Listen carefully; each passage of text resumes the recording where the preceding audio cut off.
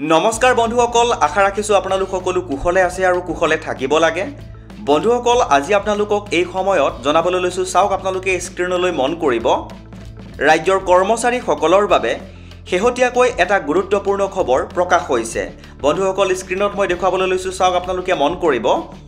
ৰাজ্যৰ ২৪,০০০ কৰ্মচাৰীৰ দৰমহাৰ পে স্কেলৰ সন্দৰ্ভত শেহতীয়াকৈ এটা গুৰুত্বপূৰ্ণ খবৰ প্ৰকাশ হৈছে। বন্ধুসকল, এই গুৰুত্বপূৰ্ণ ইনফৰমেশ্যনটোৰ বিষয়ে সম্পূৰ্ণ সবিশেষ আজিৰ এই ভিডিঅ'টোৰ জৰিয়তে আপোনালোকক জনাবলৈ যত্ন কৰিম।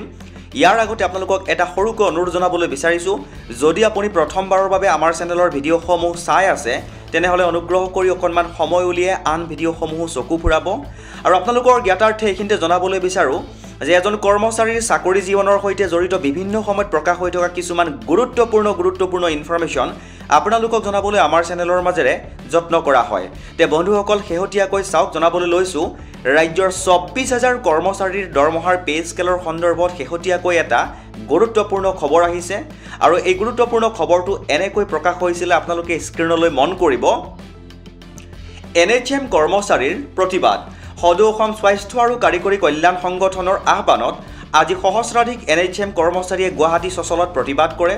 তেওঁলোকে স্থায়ী চাকৰি দৰমহা বৃদ্ধিৰ দাবীত চৰকাৰৰ বিৰুদ্ধে শ্লোগান দিয়ে।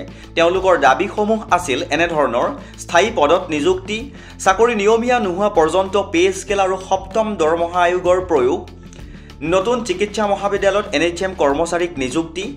এইখিনিতে জনাবলৈ লৈছোঁ, চাওক ২০০৬ চনৰ পৰা ২৪,০০০ কৰ্মচাৰী কম দৰমহাত স্বাস্থ্য সেৱা আগবঢ়াই আহিছে, কিন্তু স্থায়ী কৰ্মচাৰীৰ সমান সুবিধা নাপাই বৈষম্যৰ সন্মুখীন হৈ আছে।